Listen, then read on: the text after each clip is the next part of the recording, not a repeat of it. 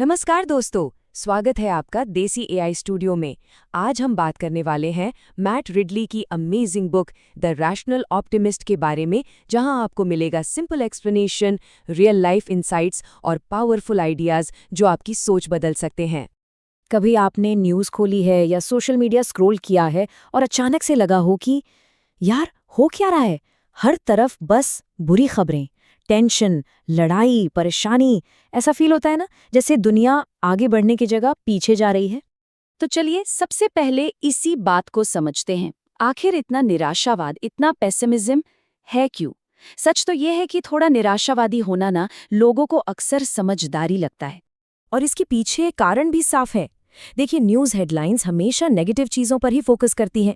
कौन सी लड़ाई हो रही है, इकोनॉमी कहाँ जा रही है, और सबसे इम्पॉर्टेंट, हमारा दिमाग नेचुरली ही नेगेटिव चीज़ों पर ज़्यादा ध्यान देता है। साइकोलॉजी में इसे नेगेटिविटी बायस कहते हैं। तो ये सब जब मिल जाता है ना, तो टेंशन और चिंता की एक परफेक्ट रेसिपी तैयार हो जाती है। लेकिन एक मिनट रुकिए, क्या हो अगर ये पूरी फीलिंग, ये पूरा नजरिया ही गलत हो? क्या हो अगर सच इसके बिल्कुल बिल्कुल उल्टा हो? तो चलिए अब इसके डिटेल में जाते हैं। यही इस बुक का सबसे बड़ा और पावरफुल आइडिया है। ये आइडिया हमारे पेसिमिज्म को सीधा सीधा चैलेंज करता है और इंसानी तरक्की के उस छुपे हुए इंजन को सामने लाता है जिसे हम रोज देखते हैं पर समझ नहीं पाते। मैट रिडले कहते हैं कि समृद्धि यानी प्रॉस्पेरिटी सिर्फ पैसा नहीं है। सोचिए, इसकी एक बहुत ही सिंपल सी डेफिनेशन है, बचाया गया समय। मतलब उतने ही काम के बदले में आपको कितना ज्यादा सामान या सर्विस मिल सकती है। इसे ऐसे सोचिए, आज एक आम फोन खरीदने के लिए शायद कुछ दिन काम करना पड़े, लेकिन 20 साल पहले वैसा ही फोन खरीदने के लिए लोगों को महीनों काम करना पड़ता था। यही है असली प्रॉस्पेरिटी। और पता है, आत्मनिर्भरता या सेल्फ सफिशिएंसी जिसे हम इतना अच्छा मानते हैं, रिडली के हिसाब से वही गरीबी है। शॉकिंग है ना? सोचिए जरा, अगर आप अपना कपड़ा भी खुद सिएं, खेती भी खुद करें, घर भी खुद बनाएं, तो आप किसी भी चीज में बेस्ट नहीं हो पाएंगे। लेकिन जब आप एक दूसरे पर निर्भर होते हैं, मतलब स्पेशलाइज करते हैं, तभी सबके लिए समृद्धि बढ़ती है। एक किसान सिर्फ खेती पर फोकस करता है और एक डॉक्टर सिर्फ इलाज पर, और फिर दोनों अपने अपने काम को एक्सचेंज करते हैं, तभी तो असली प्रोग्रेस होता है। तो मतलब बिल्कुल साफ है, इंसान ने जितनी भी तरक्की की है वो किसी एक सुपर जीनियस के दिमाग के अंदर नहीं हुई, ये तरक्की दिमागों के बीच हुई है। जब लोगों ने, कम्युनिटीज ने एक दूसरे से जुड़ना शुरू किया, तभी तभी असली प्रोग्रेस शुरू हुआ। ये एक कलेक्टिव, एक सामूहिक चीज है। लेकिन ये कलेक्टिव इंटेलिजेंस, ये सामूहिक बुद्धि काम कैसे करती है?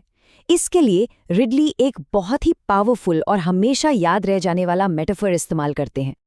ये लाइन इस पूरी बुक का सार हो सकती है। जैसे बायोलॉजिकल एवोल्यूशन के लिए, यानी नए जीव बनने के लिए सेक्स जरूरी है, ताकि अलग अलग जीन्स मिलकर कुछ नया और बेहतर बना सकें, बिल्कुल वैसे ही कल्चरल एवोल्यूशन यानी हमारी तरक्की के लिए आइडियाज का आदान प्रदान जरूरी है। तो ये प्रोसेस आखिर दिखता कैसा है? बहुत सिंपल। एक इंसान के पास एक आइडिया है, मानिए उसने पहिया बनाया। दूसरे के पास एक अलग आइडिया है, मानिए उसने एक बॉक्स बनाया। जब ये दोनों आइडियाज आपस में मिलते हैं, एक्सचेंज होते हैं, तब एक ठेला या गाड़ी जैसा एक नया पावरफुल इनोवेशन पैदा होता है। आइडियाज अकेले उतने पावरफुल नहीं होते जितने वो मिलकर हो जाते हैं। और इसी प्रोसेस से बनता है द कलेक्टिव ब्रेन, एक ऐसी शेयर्ड इंटेलिजेंस जिसमें पूरी इंसानियत का ज्ञान और अनुभव शामिल है। सोचकर देखिए, आज एक अकेला इंसान कंप्यूटर का माउस नहीं बना सकता। उसके लिए plastic expert, electronics expert, designer, सबका ज्ञान जरूरी है। यही है कलेक्टिव ब्रेन की पावर। इस कलेक्टिव ब्रेन के आइडिया को समझने के बाद चलिए एक और आम गलतफहमी को दूर करते हैं। हम सब अक्सर सोचते हैं, यार पुराने जमाने में जिंदगी कितनी सिंपल और अच्छी थी, पर क्या ये सचमुच था? हम सबने ये लाइन जरूर सुनी है, टीवी शोज में, कहानियों में। पुराने वक्त को बहुत रोमांटिसाइज किया जाता है, एक शांति भरी सिंपल जिंदगी का ख्वाब दिखाया जाता है। लेकिन अब देखिए असलियत। साल 1800 में एक आम आदमी की जिंदगी कुछ ऐसी थी। पिता की जैकेट 1 महीने की तनख्वाह में आती थी और उसमें भी जुएं भरी होती थी। बच्चे फर्श पर घास फूस के गद्दों पर सोते थे। बीमारी और गरीबी बिल्कुल नॉर्मल बात थी। खिड़की के बाहर दिखने वाली कोई चिड़िया शायद अगले दिन का खाना हो, और साल भर का सबसे बड़ा सोशल इवेंट एक डांस पार्टी हुआ करती थी, बस। तो इससे साबित क्या होता है? यही कि पुराने दिनों को याद करके अच्छा फील करना ये आज के ज़माने की लग्जरी है। ये तभी आसान है जब हमें उन मुश्किलों में जीना नहीं पड़ रहा। सच तो ये है कि आज का एक आम इंसान 200 साल पहले की किसी राजा से ज्यादा सुविधाओं में रहता है। तो इन सब बातों का मतलब क्या निकलता है? इसका मतलब है एक रैशनल ऑप्टिमिस्ट बनना। पर ये है क्या? ये आंख बंद करके सब ठीक है कहना बिल्कुल नहीं है। रैशनल ऑप्टिमिज्म का मतलब है प्रॉब्लम्स को इग्नोर करना नहीं, बल्कि उन्हें आदान प्रदान और इनोवेशन से सुलझाने की हमारी कलेक्टिव कैपेबिलिटी पर भरोसा करना। ये एक एक्टिव माइंडसेट है, पैसिव नहीं। ये विश्वास है कि हम मिलकर रास्ता निकाल लेंगे। पर देखिए, हर कहानी के दो पहलू होते हैं। बिल गेट्स जैसे क्रिटिक्स कहते हैं कि सिर्फ आशावादी होने से काम नहीं चलता। उनका पॉइंट है कि थोड़ी चिंता, थोड़ा डर, ये भी जरूरी है, क्योंकि यही चिंता हमें एक्शन लेने पर मजबूर करती है। रिडली कहते हैं कि आइडियाज का फ्री एक्सचेंज ही सोल्यूशन देगा, जबकि क्रिटिक्स कहते हैं कि प्रोग्रेस के लिए अक्सर स्ट्रक्चर्ड एक्शन की जरूरत होती है, जैसे पॉल्यूशन कम करने के लिए बनाए गए सरकारी नियम। सच कहूं तो दोनों ही पॉइंट्स में दम है।